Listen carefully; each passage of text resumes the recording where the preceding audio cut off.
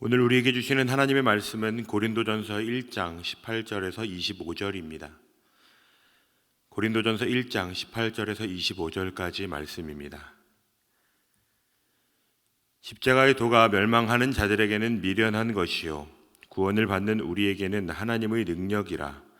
기록된 바 내가 지혜 있는 자들의 지혜를 멸하고 총명한 자들의 총명을 패하리라 하였으니 지혜 있는 자가 어디 있느냐? 선비가 어디 있느냐? 이 세대의 변론가가 어디 있느냐? 하나님께서 이 세상의 지혜를 미련하게 하신 것이 아니냐?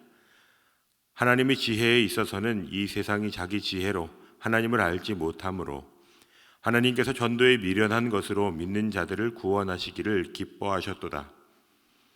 유대인은 표적을 구하고 헬라인은 지혜를 찾으나 우리는 십자가에 못 박힌 그리스도를 전하니 유대인에게는 거리끼는 것이요 이방인에게는 미련한 것이로되 오직 부르심을 받은 자들에게는 유대인이나 헬라인이나 그리스도는 하나님의 능력이요 하나님의 지혜니라.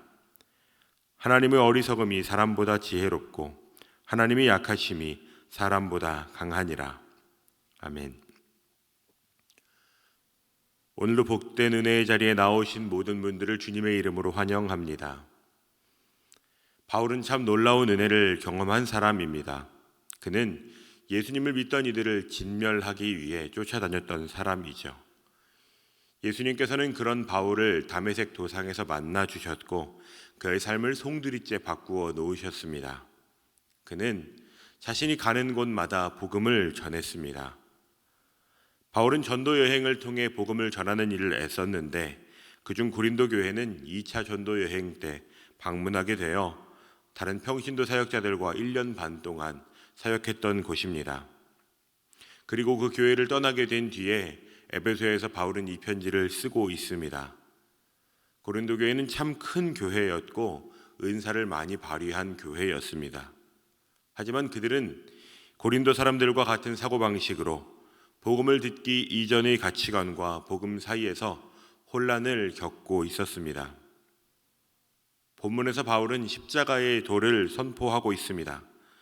18절에 나오는 십자가의 도는 17절에 등장했던 말의 지혜와 대조를 이루는 가치입니다.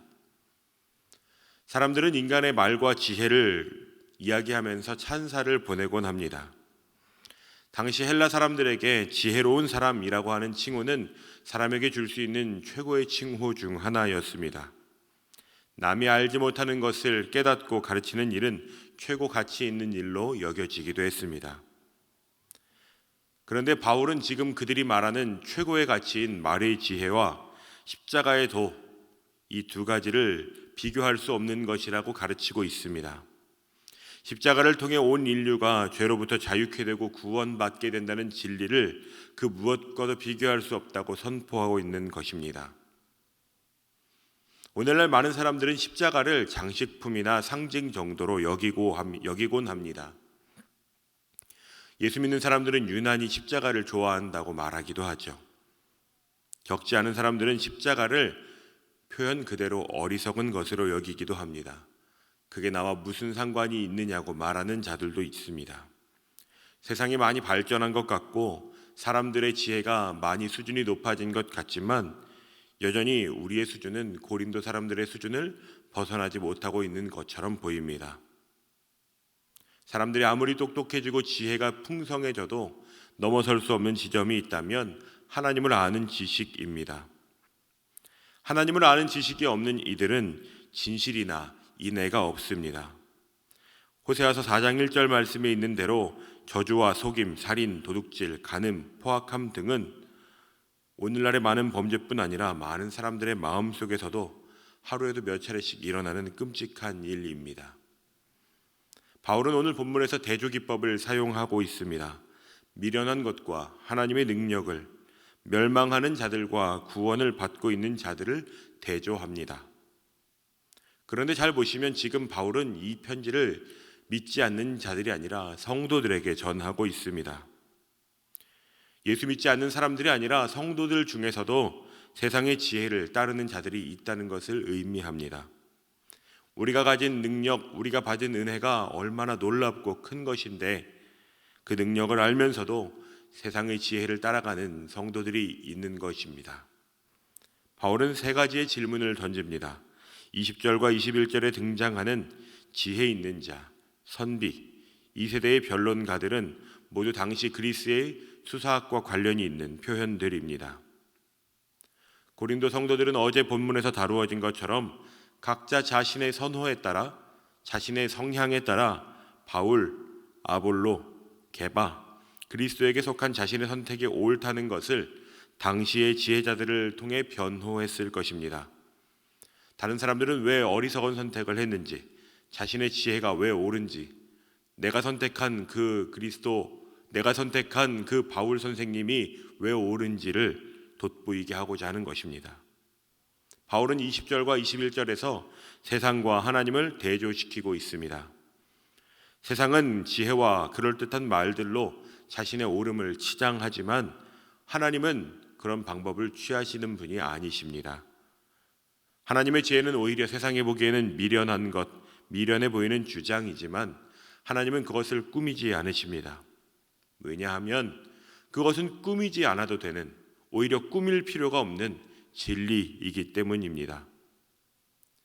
십자가에 못 박힌 그리스도를 전하는 일은 당시 사람들에게는 어리석은 행동으로 여겨졌을지도 모릅니다. 수치스러운 일, 이미 실패로 끝난 일을 왜 다시 언급하는지와 같은 평가를 받을 수 있는 일입니다.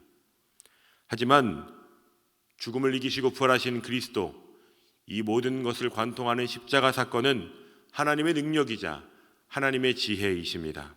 24절 말씀은 우리에게 그렇게 증거하고 있는 것입니다. 오늘날에도 십자가의 복음은 어쩌면 인기 있는 주제가 아닙니다. 청년사역을 맡아 섬기면서 관심을 둘 수밖에 없는 것이 유튜브 구독자들과 클릭 수입니다. 예배는 온라인으로 몇 명이 드렸는지, 청년들의 온라인 반응은 어떤지를 살펴보면서 청년들의 흐름과 참여도를 살피는 일이 중요해졌기 때문입니다. 그런데 우리 교회뿐만 아니라 다른 교회들도 살펴보면 십자가에 관한 내용은 사람들에게 더 이상 매력적이거나 흥미를 제공하는 주제가 아닌 것 같아 보일 때가 있습니다. 위로나 격려가 되는 말씀 혹은 좋은 사람이 되게 하는 소식들은 사람들이 관심을 여전히 가지는 것 같습니다. 하지만 십자가를 다루는 설교는 인기가 별로 좋지 않을 때도 있고 사람들이 이미 아는 이야기로 치부할 때도 있습니다. 그럴 때마다 참 안타깝고 속상한 마음이 듭니다. 바울은 어땠을까요? 바울은 그럼에도 불구하고 여전히 십자가의 도를 가르치고 있습니다. 그 길을 따라야 한다고 선포하고 있습니다. 성도에게 이 가르침은 선택의 영역이 아니기 때문입니다. 미련한 영역에 서는 사람이 있고 하나님의 능력을 선택하는 사람이 있습니다. 오늘 우리에게는 여전히 복음, 십자가의 도가 필요합니다. 그래서 바울의 이 외침은 오늘 우리에게도 들려야 하는 것입니다. 오늘 이 기도의 자리에 함께 하시는 성도 여러분, 여러분이 십자가의 도를 따르는 사람으로 살아주시기를, 그러한 성도로 십자가의 도가 하나님의 지혜임을 드러내는 삶을 살아가시는 모두가 되시기를 주님의 이름으로 축원드립니다.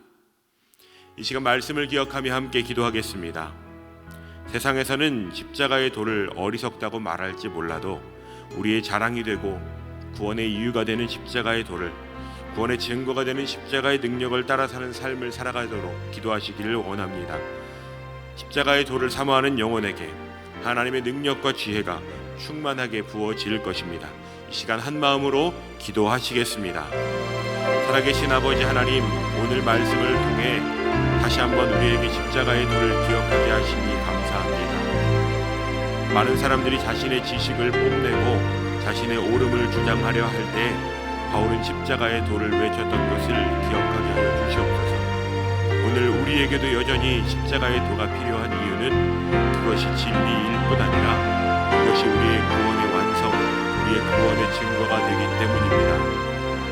우리에게 마음의 위안이 되는 말들은 사람들을 통해 들을 수 있고 세상에서도 접할 수 있지만 하나님 교회에서 말씀 가운데 전파되어야 하는 그리스도 예수의 죽으심과 부활을 담은 십자가 복음이 우리 가운데 오늘도 흘러들어올 수 있도록, 우리가 그 복음을 붙들고 살아가는 성도로서의 삶을 살아가는 한 사람이 될 수 있도록 주님 우리의 일상 가운데 함께하여 주시기를 원하오니 이 시간 사모하는 영으로 함께하는 모든 성도들에게 십자가의 도를 따르는 믿음과 결단과 그 길을 걸어갈 실력을 부어 주시옵소서.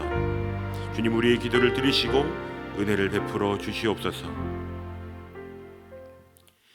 이제는 우리 주 예수 그리스도의 은혜와 하나님 아버지의 사랑과 성령의 교통하심이 십자가의 도를 따라가며 그 진리의 말씀을 붙들고 살아가기를 작정하는 모든 성도들의 삶에, 그들의 환경과 일터와 직장 위에 이제로부터 영원까지 함께 하시기를 간절히 축원하옵나이다. 아멘.